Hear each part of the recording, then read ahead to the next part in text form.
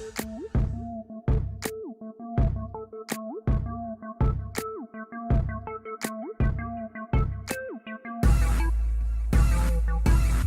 Guys, welcome to SSC Baba. SSC Baba में आपका स्वागत है। मैंने अपने लास्ट के लेक्चर में अर्लियर मुगल्स कंप्लीट कर दिया था, ठीक है। और मेरा जो आज का लेक्चर है, it's all about chronology of Mughal empire. तो ये मेरा हिस्ट्री लेक्चर सीरीज का 6th लेक्चर है। तो बेसिकली मैं आज इसमें बात क्या करने वाला हूँ, मैं बेसिकली आज इसमें बात करूँगा कि जितने भी पूरा का पूरा मुगल पीरियड था उसमें कौन कौन से किंग आए, कौन कौन से किंग बने, ठीक है। एक क्रोनोलॉजिकल वे में मैं बात करूँगा, ठीक है। तो चलिए स्टार्ट करते हैं।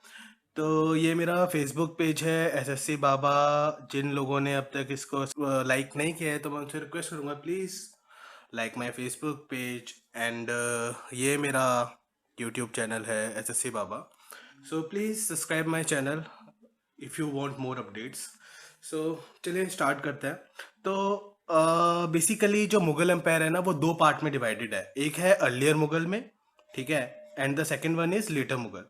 देखो, अर्लियर मुगल और लेटर मुगल 2 पार्ट में क्यों डिवाइड किया है? हमने इसलिए किया है क्योंकि लेटर मुगल के टाइम पे 1707 के बाद से मॉडर्न हिस्ट्री स्टार्ट हो जाती है, ठीक है। मॉडर्न हिस्ट्री का जो एक पीरियड होता है ना स्टार्ट होने का, वो क्या है 1707 से। क्यों? 1707 के बाद से हमारा मुगल जो है डिक्लाइन होना स्टार्ट हो जाता है, मुगल्स की पावर डिक्लाइन होना स्टार्ट हो जाती है। तो और इसका जो मेन रीजन था वो कौन था? औरंगजेब और उसकी एग्रेसिव पॉलिसी, ठीक है। औरंगजेब था और उसकी एग्रेसिव पॉलिसी थी। चलिए, तो ये आज मैं बस एक इन सब का एक टाइमलाइन बताऊंगा, ठीक है, क्रोनोलॉजी बताऊंगा मुगल एम्पायर्स की। तो सबसे पहले मैं स्टार्ट करता हूँ अर्लियर मुगल से, ठीक है। देखिए, अगर अर्लियर मुगल में सबसे पहला कौन आया था? बाबर। हम जानते हैं कैसे आया, मैं आपको पढ़ा चुका हूँ, ठीक है। बाबर के बाद आया हमारा हुमायूं, ठीक है। हुमायूं के बाद आया हमारा अकबर, अकबर दी ग्रेट, ठीक है। सबसे ज्यादा टाइम पीरियड जिसने रूल किया था वो था हमारा अकबर, और इसी की वजह से हमारा जो मुगल था उसकी वो उसकी स्टेबिलिटी आई, ठीक है। उसमें इकोनॉमिकली वो स्टेबल हुआ, पॉलिटिकली वो स्टेबल हुआ, पावरफुल हुआ, ठीक है। फिर अकबर के बाद आया हमारा जहांगीर। तो इन सब के बारे में मैं आपको ऑलरेडी पढ़ा चुका हूँ, तो इनके बारे में मैं ज़्यादा बात नहीं करूँगा, ठीक है। फिर जहांगीर के 2 बेटे थे, एक था शाहजहां और दूसरा था खुसरो मिर्जा, ठीक है। तो इन दोनों में गद्दी पे कौन बैठा, राज किसने किया? उसने शाहजहां ने राज किया, ठीक है। तो फिफ्थ में आया, फिफ्थ जो रूलर था वो था शाहजहां, ठीक है।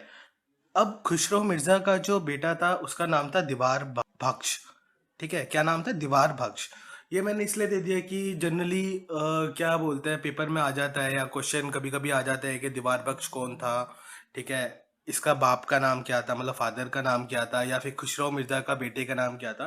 तो ऐसे जनरली क्वेश्चन आ जाता है, तो फिर इसलिए मैंने आपको ये बता दिया है, ठीक है। ठीक है, अब आता है शाहजहां। शाहजहां के बेसिकली 6 बेटे थे, बट लेकिन मैंने यहाँ पे 3 का नाम लिखा है। क्यों? क्योंकि जो आखिरी लड़ाई थी, ठीक है, जिसमें बेसिकली जिसमें रूलर डिसाइड होना था कि कौन रूल करेगा, ठीक है, वो थी हमारी लास्ट लड़ाई, जो कि किस किस के बीच लड़ी थी? दारा शिकोह, जो कि पहला बेटा था उसका, शाहजहां का, और औरंगजेब एंड मुराद, ठीक है। तो शाहजहां के 3 बेटे थे, दारा शिकोह, मुराद बख्श और औरंगजेब। तो इसमें जीता, उस लड़ाई में कौन जीता था? औरंगजेब जीता था। तो फिर हमारा जो अगली गद्दी में जो बैठा वो कौन बैठा था? औरंगजेब बैठा था। तो 6th रूलर कौन हुआ? औरंगजेब, ठीक है। चलिए, अब हम बात करते हैं लेटर मुगल्स की, ठीक है। अब लेटर मुगल्स क्या हुआ? अब औरंगजेब की पॉलिसी के कारण, पॉलिसी एग्रेसिव पॉलिसी के कारण क्या हुआ था कि हमारा पूरा का पूरा, मतलब अब मुगल एम्पायर जो है ना वो डिक्लाइन होना स्टार्ट हो गया था, ठीक है। ठीक है, पावर तो थी, चल तो रहा था, बट लेकिन उस टाइम से मतलब एक पीक तक गया, पीक के बाद अब वो वहां से डिक्लाइन होना स्टार्ट हुआ, ठीक है। चलिए, अब हम लेटर मुगल्स की बात करते हैं। लेटर मुगल्स क्यों? क्योंकि इसके टाइम पे फिर अब इसके बाद सिर्फ टूटता ही टूटना स्टार्ट हुआ, बस टूटता रहा टूटता रहा टूटता रहा, ठीक है, धीमे धीमे। तो लेटर मुगल्स का जो पीरियड है ना वो क्या है? 1707 से लेके 1858 तक। 1858 जो लास्ट एम्पायर का जो एंड टाइम है वो 1858 था। वो था कौन? बहादुर शाह जाफर, ठीक है। जो 1857 का रिवॉल्ट हुआ था, उसके बाद उनको कैदी बना दिया गया था, और ये मुगल एम्पायर ये सब कुछ बंद कर दिया था ईस्ट इंडिया कंपनी ने, ठीक है। चले, अब औरंगजेब आया, ठीक है। अब औरंगजेब के बेसिकली 4 बेटे थे, ठीक है। आजम शाह, बहादुर शाह वन, मोहम्मद अकबर एंड मोहम्मद कम बख्श। ठीक है, तो ये 4 बेटे थे जिसमें से रूल किसने किया? बहादुर शाह वन ने किया। ठीक है, रूल किसने किया? बहादुर शाह वन ने किया। अब मैं जो अपने आने वाले लेक्चर, जो भी मेरे आने वाले लेक्चर्स होंगे, मैं उसमें ये जो जो एम्पायर है ना, मैं इनके बारे में से बताऊंगा। ठीक है, जो जो मुगल एम्पायर है मैं इनके बारे में बताऊंगा। अब लेटर मुगल्स इंपॉर्टेंट बेसिकली क्यों है? क्या होता है ना कि अभी पास जितने भी एग्जाम हो चुके हैं, ठीक है, अब तक क्या होता था कि लेटर अर्लियर मुगल्स से जनरली क्वेश्चन आते थे। ठीक है, मैक्सिमम क्वेश्चन अर्लियर मुगल से आते थे। अब क्या है कि अर्लियर मुगल से जितने क्वेश्चन आने होते थे सारे के सारे वो लगभग लगभग पूछ चुके हैं। तो अब क्या हो रहा है कि जो एग्जामिनर हो रहा है, जो क्वेश्चन सेट करता है, वो अब लेटर मुगल्स की तरफ आ रहा है। तो इसलिए हमारे लिए लेटर मुगल्स भी इंपॉर्टेंट है। तो इसलिए मैं आपको ये पढ़ा रहा हूँ जनरली। नहीं तो पहले क्या होता था, हम लोग इसे पढ़ते नहीं थे। तो लेटर मुगल्स में इसलिए मैंने थोड़ा सा ज्यादा फोकस किया है। ठीक है, तो थोड़ा इसके बारे में थोड़ा ध्यान से सुनिएगा। ठीक है, ये बस एक आउटलाइन है। इसके बाद में मैं अच्छी अच्छी, मतलब इनके बाद में मैं फैक्ट्स और इनका जो भी पूरी स्टोरी लाइन है वो मैं अच्छे से आपको मैं अपने आने वाले लेक्चर्स में आपको बताऊंगा। ठीक है, तो हमारा 7th रूलर कौन बना? बहादुर शाह वन। किसके बाद? औरंगजेब के बाद। ठीक है, अब बहादुर शाह वन के कितने बेटे थे भाई? 4 बेटे थे। ठीक है, चलिए सबसे पहले मैं इसका बता देता हूँ। हाँ, तो ये बहादुर शाह वन बना। अब मोहम्मद अकबर था, उसका बेटे का नाम क्या था? निको शेयर। मैं इन सब बेटे का नाम इसलिए बता रहा हूँ क्योंकि जनरली क्वेश्चन आ जाता है कभी कभी, अगर ऐसा पूछ ना ले तो मैं कुछ छोड़ना नहीं चाहता जिससे कि आपको कोई कहीं आप रुक ना जाओ। ठीक है, कहीं मैं बस इन सबको छोड़ना नहीं चाहता हूँ, कोई रिस्क नहीं लेना चाहता हूँ। ठीक है, और मोहम्मद कम बख्शी के बेटे का नाम क्या था? मुआउल ई सना। और उसके बेटे का नाम क्या था? शाहजहां थर्ड। ठीक है, शाहजहां थर्ड। इनका कोई रोल नहीं था सच, बस इनका बेटे थे ये। अब आपको बस ध्यान रखना है थोड़ा बहुत, अगर आप चाहते हो तो इन सबको पढ़ सकते हो, ये अब आपके ऊपर है। बट मैंने आपको बता दिया है, अगर आप चाहो तो आप इसको पूरा मेरा वीडियो को पॉज करके इसको पूरा का पूरा अपनी एक कॉपी में इसको लिख लीजिए, बहुत इंपॉर्टेंट है ये। ठीक है, चलिए, अब बहादुर शाह वन रूलर बन चुका था। अब इसके क्या थे, जब अब इसका एंड हुआ, जब ये मरा, तो इसके फिर 4 बेटे थे। ठीक है, अजीमुल शाह, रफुल शाह, जहंदर शाह। ठीक है, और खुजिस्ता अख्तर। ठीक है, ये थे इसके 4 बेटे, जिसमें से रूलर कौन बना? जहंदर शाह बना। ठीक है, जहंदर शाह रूलर बना। अब क्या हुआ था कि बहादुर शाह वन तक तो चलो ठीक है, अपने आप मतलब जो उनका बाप बोलता था, जो वो बोलते थे वो बन जाता था रूलर। बट लेकिन अब बहादुर शाह वन के बाद क्या हुआ कि वहां पे लड़ाइयाँ होना स्टार्ट हो गई। ठीक है, जितने नोबल्स थे, ठीक है, जो कि पहले क्या होते थे नोबल्स, वो सिर्फ हेल्प करते थे किंग बनने के लिए। बट लेकिन बहादुर शाह वन के बाद से क्या हुआ कि जितने भी नोबल्स हो गए वो भी अब एक तरीके से कंटेस्टेंट हो गए थे किंग रूलिंग के लिए।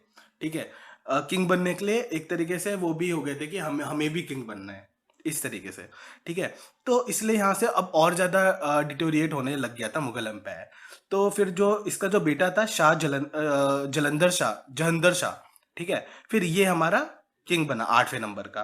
ठीक है, अब क्या हुआ, ये किंग बना कैसे था? ये किंग बना था, इसने क्या किया था, अपने भाई को अजीमुल शाह को इसको मार दिया था। और इसको मारने के बाद जहंदर शाह किंग बन गया था। ठीक है, अब क्या हुआ कि जहंदर शाह का जो टाइम पीरियड था ना, बहुत कम टाइम के लिए था, सिर्फ और सिर्फ 9 मंथ्स के लिए। ठीक है, तो क्यों था भाई? अब जो हमारा नोवा किंग था वो था फरूक सियार। ये किसका बेटा था? अजमुल शाह का बेटा था। तो इसने अपने बाप का बदला लिया, इसने जहंदर शाह को मार दिया और खुद राजा बन गया। ठीक है, तो 9 नंबर का मुगल किंग कौन था? फरूक सियार। ठीक है, चलिए, जब फरूक सियार मरा तो उसके बाद जो हमारा 10वें नंबर का किंग कौन था? रफील शाह था ना, उसके 2 बेटे, बेसिकली 3 बेटे थे। एक रफी उद दराजत, शाहजहां सेकेंड और मोहम्मद इब्राहिम। ठीक है, तो इसके क्या थे? 3 बेटे थे। तो फरूक सियर के बाद जो राजा बना उसका नाम था, जो 10th नंबर का मुगल किंग था उसका नाम था रफेल उल दराजत। ये बहुत 2-3 महीने के लिए बना था, उसके बाद ये मर गया था बीमारी के कारण। उसके बाद बना इसका दूसरा भाई शाहजहां सेकेंड, फिर ये मर गया था। ठीक है, ये भी इसको भी कुछ कुछ इसको किसी ने मार दिया था, कुछ प्रॉब्लम थी। मैं अपने लेक्चर में, आगे आने वाले लेक्चर्स में आपको बताऊंगा इनके बारे में। ठीक है, तो ये भी 2-3 महीने के लिए ही बना था, ज्यादा टाइम के लिए नहीं बना था। ठीक है।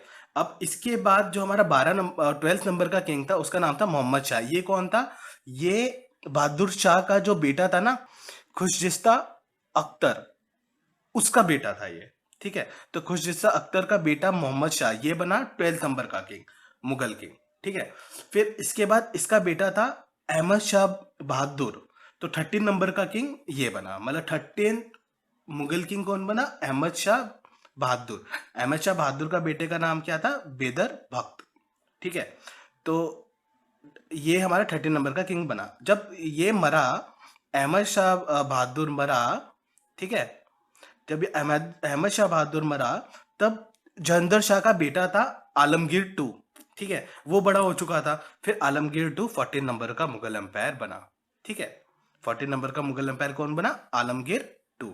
आलमगीर टू का बेटा शाह आलम सेकेंड, ये 15 नंबर का मुगल एम्पायर बना। ठीक है। तो शाह आलम टू बना। ठीक है। शाह आलम टू के बाद कौन बना? 16 नंबर का किंग था अकबर शाह सेकेंड। ये क्या था? ये बेटा था किसका? शाह आलम सेकंड का। ठीक है। तो अकबर शाह सेकंड बना 16 नंबर का किंग। फिर इसके बाद इसका बेटा बहादुर शाह जफर 17 नंबर का किंग बना, और ये लास्ट मुगल एम्पायर था। हमारी मुगल हिस्ट्री का लास्ट मुगल एम्पायर कौन था? बहादुर शाह जफर। ठीक है। तो ये लास्ट मुगल एम्पायर था ये। तो ये ऐसे इसकी क्रोनोलॉजी चलती है। तो आप इसको एक बार अपनी कॉपी में लिख लो, और इसको अगर आप 4-5 बार देखोगे या मेरी वीडियो को 2 बार 3 बार देखोगे ना, तो आपको अपने आप ही ये समझ में आ जाएगा। ठीक है। अब जो मेरे आने वाले लेक्चर्स होंगे ना, मैं उसमें क्या करूंगा? उसमें लेटर मुगल्स की बात करूंगा। लेटर मुगल्स की मैं बात करूंगा। ठीक है। और ये जो औरंगजेब के बाद अब जितने भी किंग आएंगे, मैं इनके बारे में बात करूंगा। ठीक है। तो कुल मिला के 10 किंग है। ठीक है। 10 में से सिर्फ 6 या 7 इंपॉर्टेंट है, बाकी इंपॉर्टेंट नहीं है। जिसमें से 10th नंबर एंड 11 नंबर का बिल्कुल भी इंपॉर्टेंट नहीं है, क्योंकि 2-2 महीने के लिए आए थे, उन्होंने कुछ काम भी नहीं किया। ठीक है। तो ऐसा चाहिए इंपॉर्टेंट नहीं है, तो ज़्यादा टाइम नहीं लगेगा। तो मैं अपने आने वाले लेक्चर में लेटर मुगल्स मैं स्टार्ट करूंगा। ठीक है। और उसको ख़त्म करूंगा। सो ये मेरा आने वाले लेक्चर के बारे में मैंने भी आपको बता दिया, और ये पूरा मुगल हिस्ट्री के बारे में मैंने आपको बता दिया। सो आज के लिए बस इतना ही। अगर आपको मेरा वीडियो अच्छा लगा तो प्लीज़ मेरे चैनल को सब्सक्राइब करिए, मेरे पेज को लाइक करिए, मेरे वीडियो को लाइक करिए, and please please please I need more share यार। शेयर करो जिससे और लोग आए, और लोग देखें। ठीक है। और लोगों को भी फ़ायदा हो। So thank you, bye bye, take care.